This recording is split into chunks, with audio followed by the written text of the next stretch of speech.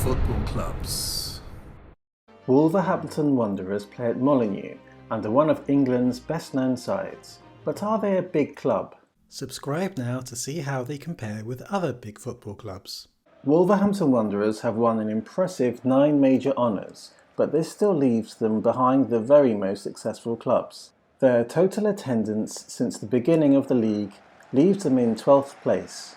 If we look at a graph comparing their success and popularity over history, we can see that they are amongst a cluster of clubs who have been successful at particular periods of time, but have Wolves made a greater impact than other clubs? We've had a clean sweep of titles in England.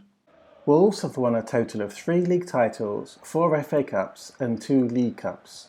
Although they have European pedigree, they have not won any of the major European titles.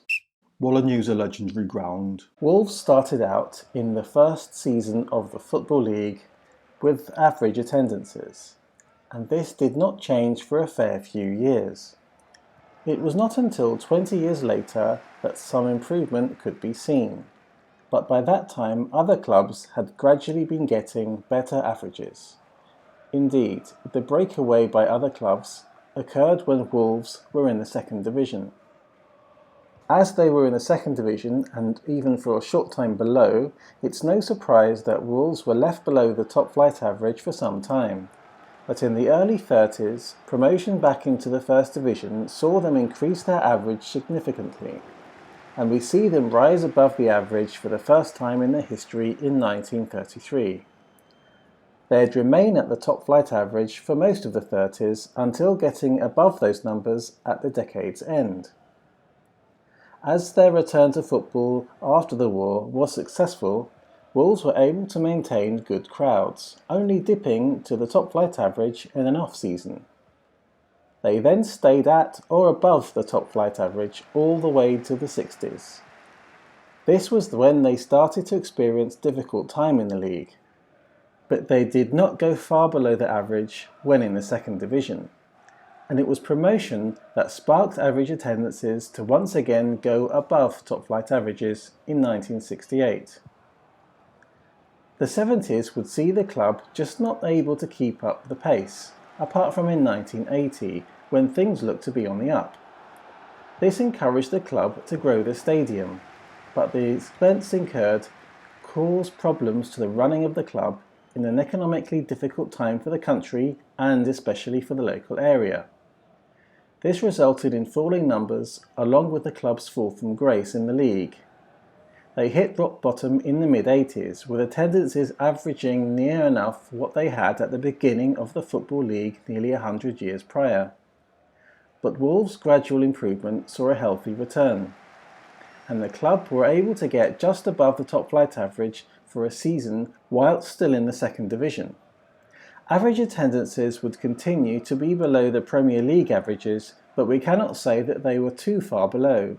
Wolves have not been able to keep up with the top flight when playing there, as other clubs have been developing their stadia whilst in the Premier League.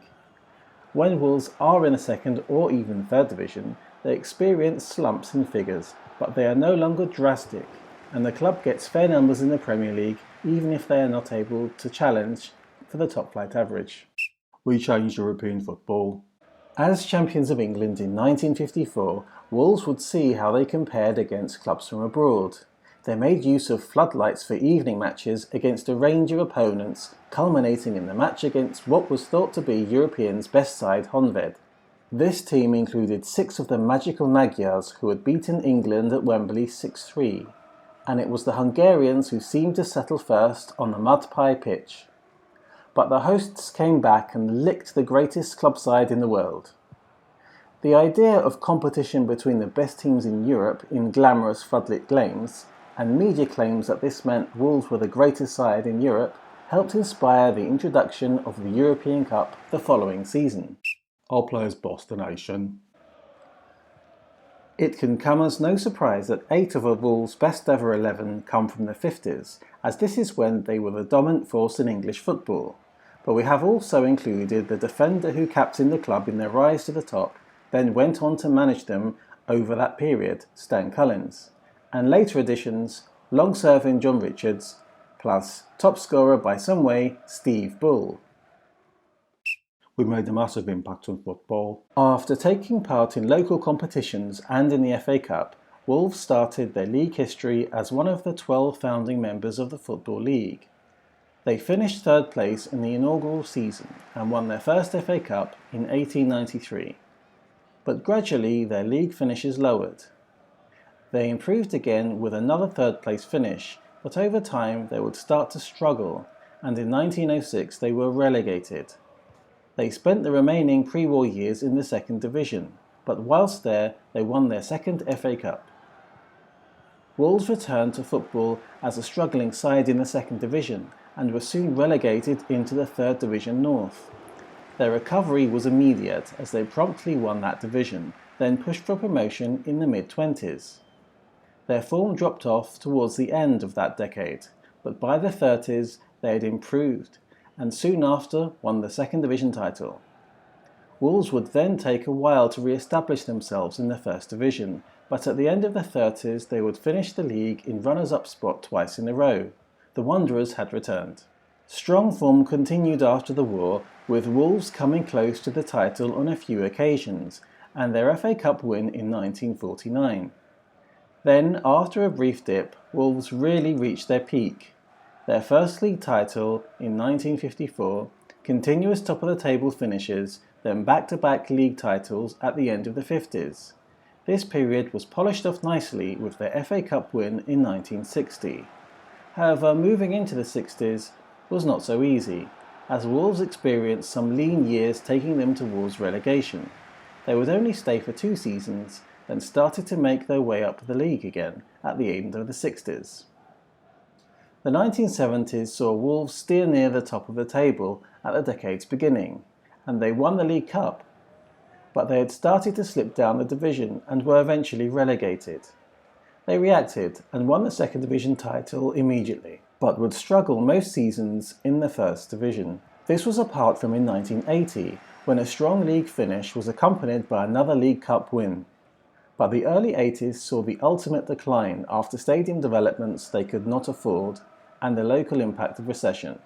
And by the mid-80s, they had gone from the first division to the fourth division with relegations in successive seasons.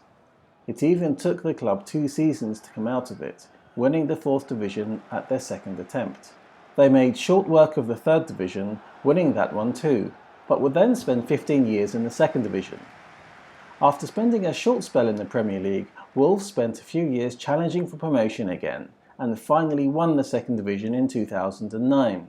But their time in the top flight would be cut short again, and they experienced that familiar feeling of successive relegations again. This time they would not stay in the third division, as they won the title, and after 4 years in the second division they would become the champions of that division too. They'd finally made it back into the top flight, and would manage to get 6th and 7th place finishes, then stabilising into a regular Premier League side. Wolverhampton Wanderers have won their share of domestic titles, but this has not been done for some time. They may have been at one time one of the best sides in Europe before the European Cup began, but they were not able to capitalise once in the competition. Over their history, the club have had some strong average attendances when successful, and apart from one major blip, they are well supported even when going through difficult times. Wolves paved the way for the European Cup, culminating in a legendary clash of European giants, but we cannot say that they've had the range of big matches over their history. They have had some of the best players in England at a particular time, but have not consistently fielded world-class players. Wolverhampton Wanderers have played a major part in making football what it is today as one of the original clubs in the Football League and one of the main inspirations behind the European Cup. Whilst they can be proud of a good trophy haul picking up titles for a long time, they have had some significant periods in obscurity. But it seems that they tend to come back, and in their own way, they can stake their claim to being one of England's big football clubs. Are Wolves the original European champions? Please comment below. Like and subscribe to Big Football Clubs to watch videos as they're released each week.